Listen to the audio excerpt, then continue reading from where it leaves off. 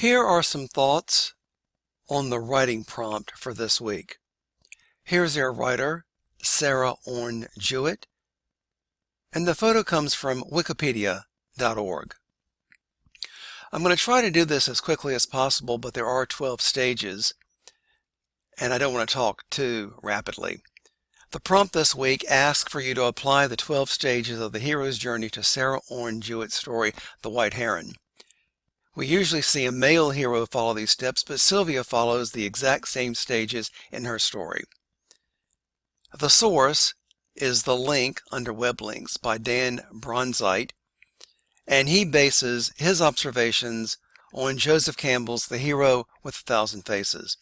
You had to mention Dan Bronzite on your Works Cited page because he is the source of the information. Some people never made any mention of Dan Bronzite. Now, this also happened last week when you did not mention Kurt Vonnegut. This is a little disturbing because you always give credit to your sources. On a positive note, there were many excellent essays this week, very insightful. I can tell that you spent a lot of time reading, dissecting the story, and you might want to take a look at the link under web links called How to Annotate a Text, because it would be helpful if you printed the story out and wrote on it. I could tell that many of you read the story more than once. Unfortunately, I could also tell that some of you only read the story once and very superficially. But more about that as we talk about the 12 stages. Stage 1, Ordinary World. We see immediately the natural world that Sylvia occupies as she attempts to lead the cow home at sunset. However, Sylvia, we learn later, used to live in the noisy town. So you can debate whether the country is the ordinary world or was the town the ordinary world. However, it really does not matter because it is the world where the story begins that Sylvia's adventure begins. Some of you even talked about the adventure beginning in the town, but that really doesn't hold up because the story isn't about her conflict with the town and moving to the country. It's only mentioned once and we only get a few sentences about it. Also, you might notice that, or you may know this, you might be interested to know that the word Sylvan means one who habits the woods, and Jewett has made a play on the word Sylvia. I think that's a nice touch. Point 2, Call to Adventure. This was an interesting, the way you handled this was interesting. Some people said that the call to adventure occurred when the hunter whistled. Well, that is literally a call, but that's not the call to adventure because we don't know yet that he's interested in birds. We don't know that he wants her to find the heron. That doesn't come until later. So we don't have the call immediately. However, Jewett does a masterful job of cementing the fear of the town and the great red-faced boy, is he a devil, and the call to adventure from the stranger in the woods. Suddenly, this little woods girl is horror-stricken to hear a clear whistle not very far away. The boy's whistle was determined and somewhat aggressive. He is referred to later as the enemy. He calls Sylvia in a very cheerful and aggressive, persuasive tone, but Sylvia is left trembling. The stranger explains he has lost his way and needs lodging. However, this is not the classic call for adventure, and it's important that you know the difference. That is going to come later when the stranger asks to find the white heron. The stranger has to get to the house and meet Grandmother Tilly. We discover more about Mrs. Tilly, her children, and her son, whom Sylvia takes after. In this section, the stranger is referred to as the gentleman, so this image begins to soften a bit, and a trust develops. This trust is significant because it lulls, seduces Sylvia to ultimately accept the call. Now, point 3, refusal of the call. Now, this is extremely subtle, and I was impressed that many of you picked up on this. How does Sylvia refuse the call? We learn how Sylvia is one with the animals, particularly the birds. Mrs. Tilly says there ain't a foot of ground she don't know her way over, and the wild creatures counts her one of themselves. We find out that the gentleman stranger is an ornithologist and is interested in the white heron to stuff and preserve. This is where Sylvia refuses the call. It is subtle. Sylvia ignores the stranger's request as she is observing a toad. The stranger has just mentioned the white heron, quote, and he turned again to look at Sylvia with the hope of discovering that the rare bird was one of her acquaintances. But Sylvia was watching a hop toad in the narrow footpath. She is paying no attention. Now that's interesting. She doesn't leap on what he says, but she ignores it. Quote, Mrs. Tilly gave amazed attention to all this, but Sylvia still watched the toad, not divining, as she might have done at some calmer time, that the creature wished to get to its hole under the doorstep, and was much hindered by the unusual spectators at that hour of the evening. End quote. This is a great scene because we have the ornithologist making an offer of money. Mrs. Tilly and Sylvia are poor, but Sylvia can be seen as the toad who simply wants to hide. Stage 4, meeting the mentor. There was some confusion in the essays about who the mentor actually is. Some people said it was the grandmother. Well, you could argue that she is a mentor in the sense that she's her guardian and the grandmother is taking care of Sylvia, but she's not the mentor of the story because the grandmother does not initiate the quest. Only the hunter does that. So it's clear that the hunter is the mentor because it's his request that causes Sylvia to go look for the bird. Sylvia, however, agrees to help the visitor by going with him to the woods the next day, and Sylvia seems to develop an affection for him, except for one thing. All day long he did not once make her troubled or afraid. Note the contrast from their first meeting, except when he brought down some unsuspecting, singing creature from its bough. End quote. Some may argue that there is even some sexual tension here, but remember we find out at the end of the story that she's 9, so that might be a little debatable.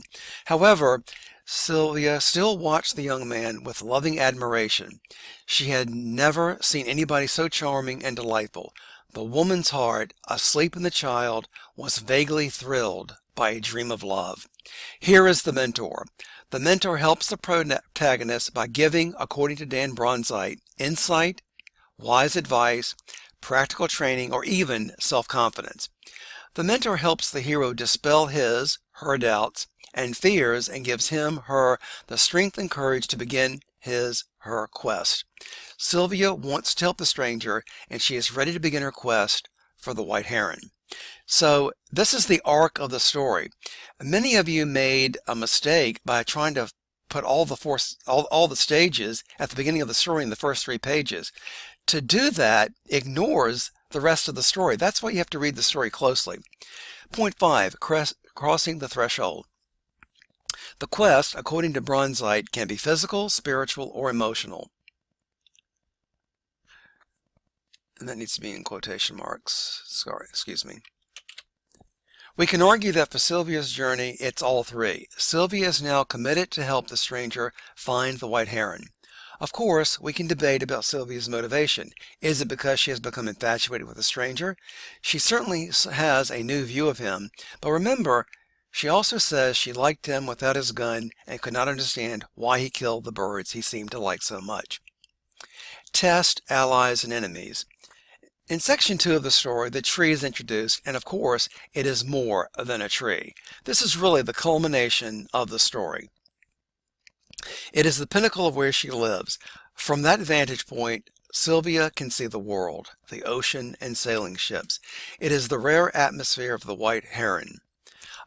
Going to the tree introduces the physical hurdles that Bronzite discusses. Sylvia climbs the tree.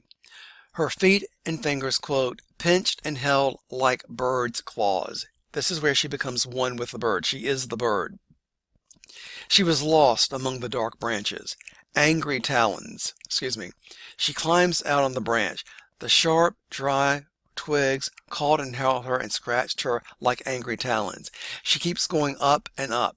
The tree, was like a great main mast to the voyaging earth. Sylvia seems to become one with the tree and the bird. Then we have an intrusive narrator that tells Sylvia to look. Now, some people might consider this kind of odd. And wait, wait, do not move a foot or finger. Little girl, do not send an arrow of light and consciousness from your too eager eyes, for the heron has perched on a pine bough, not far beyond yours, and cries back to his mate on the nest and plumes his feathers for the new day. The narrator tells us later, she knows his secret now. Then the last stages of the quest. The approach to the inmost cave. You could argue that this stage is also part of the climb up the tree and seeing the heron. Ordeal, making it to the top of the tree and seeing the heron, has led to Sylvia being reborn. This is her resurrection. This is where she has made her decision, which will be revealed when she returns to Earth. Reward, seizing the sword. Sylvia's seeing the white heron is a reward. As Bronzite states, quote, an object of great importance or power or secret, greater knowledge or insight, or even reconciliation with a loved one or ally take place. Sylvia must now return to the ordinary world.